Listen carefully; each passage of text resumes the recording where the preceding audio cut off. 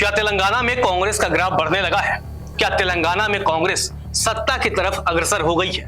और क्या तेलंगाना में केसीआर का ग्राफ नीचे जाता जा रहा है? और क्या इस बार के विधानसभा चुनाव में केसीआर की मुसीबत बढ़ने वाली है?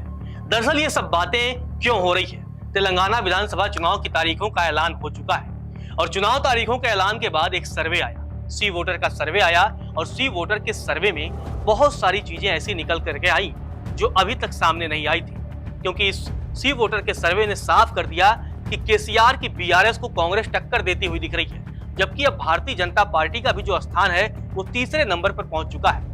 2013 में राज्य गठन के बाद पहली बार तेलंगाना में विधानसभा चुनाव हुए थे और उस वक्त केसीआर की पार्टी चुनाव में जीती और बहुत ही अच्छी तरीके से सीटों की संख्या आई और सरकार बनाई। 2018 में भी तेलंगाना में विधानसभा चुनाव हुए तो केसीआर की पार्टी ने फिर से सत्ता में वापसी की, लेकिन अब जब राज्य में तीसरी बार विधानसभा चुनाव है उससे पहले जो सर्वे आ रहे हैं उसने निश्चित तौर पर केसीआर की जो है वो नींदें उड़ा दी और तमाम सियासी पंडित अब ये दावा कर रहे हैं कि जो तेलंगाना की राजनीतिक स्थिति थी पिछले 10 वर्षों में उसमें काफी बदलाव देखने को मिला है। आखिर वो कौन से बदलाव तेलंगाना में हो रहे हैं? आखिर वो ऐसी कौन सी रणनीति या ऐसी कौन सी राजनीतिक हलचल तेलंगाना में हो रही है कि कांग्रेस का ग्राफ धीरे धीरे बढ़ रहा है? आखिर राज्य में केसीआर का जो ग्राफ है या केसीआर की जो लोकप्रियता है वो कम क्यों हो रही है? चलिए इस रिपोर्ट में आपको विस्तार से समझाते हैं।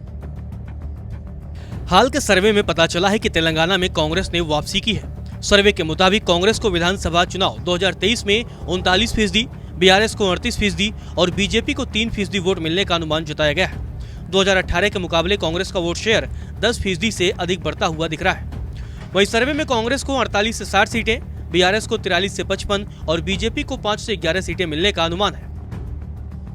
दरअसल सीएम केसीआर सोशल इंजीनियरिंग के लिए जाने जाते हैं। जातीय समीकरण साधने में केसीआर को महारत हासिल है।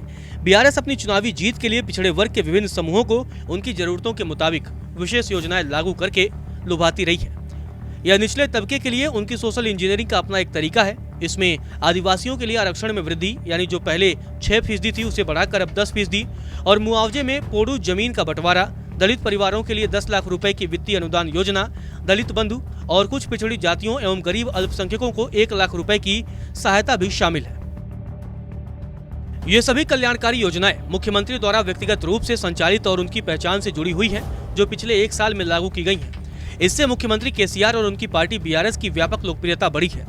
वहीं कांग्रेस की रणनीति अधिक वैचारिक है। कांग्रेस ने पिछड़ी जातियों, आदिवासियों, दलितों और मुसलमानों का एक वर्ग आधारित गठबंधन बनाने के उद्देश्य से 6 गारंटी दी है। ये पिछड़े वर्ग राज्य की लगभग 90% आबादी है। दलित उसमें 16%, आदिवासी 9%, मुस्लिम 13% और ओबीसी 50% और बाकी 10% में प्रभावी रेड्डी और वेल्लमा जातियों के साथ साथ कुछ अन्य ऊंची जातियां भी शामिल हैं। इस पिछड़े वर्ग ने ही तेलंगाना आंदोलन 2009 से लेकर के 2014 के निर्णायक अंतिम चरण को भी ताकत दी थी। तब गाँव में आर्थिक दुर्दशा का हवाला देकर एक अलग राज्य की मांग की गई थी। बीआरएस के लिए समस्या यह है कि सीएम केसीआर बहुत तेजी से नाराज मतदाताओं के गुस्से का भी केंद्र बन रहे हैं।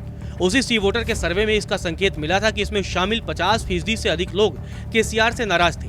यह चुनाव में जाने वाले 5 राज्यों में किसी भी सीएम के प्रति असंतोष का सबसे ज्यादा प्रतिशत था।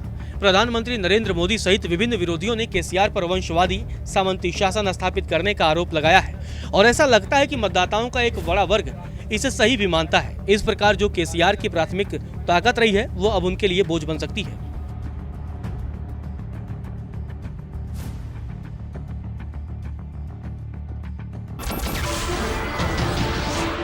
नमस्कार, मैं हूं मानक गुप्ता। अगर आपको हमारा ये वीडियो पसंद आया हो तो इसे लाइक और शेयर जरूर करें और हाँ, हमें सब्सक्राइब और फॉलो करना ना भूलें ताकि आप देश और दुनिया की कोई खबर मिस ना करें। तो जुड़े रहिए हमारे साथ और देखते रहिए न्यूज़ 24।